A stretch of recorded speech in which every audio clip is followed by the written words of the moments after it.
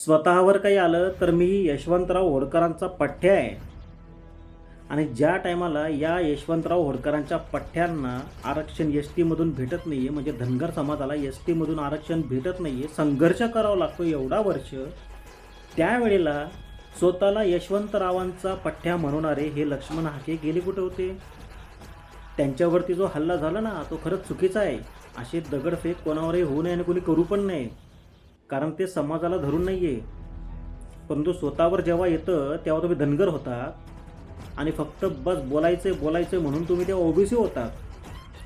कशाला तुम्ही आजच्या धनगर बांधवांच्या भावना दुखवतायत आणि धनगर बांधवांना कशाला मूर्खात करतायत? मी मराठा समाजाचा एक साधा समाज बांधव आहे, परंतु मला एवढंच सांगायचं आहे, माझ्या धनगर बांधवांना पण एवढंच सांगायचं आहे की हा व्यक्ती तुम्हाला फार मूर्खात करतो. याला मनोजदादा जरांगे पाटलांसारखं बनायचं आहे, पण याच्याकडनं ते होणं शक्य नाही, कारण समाजाशी एकनिष्ठ राहावं लागतं.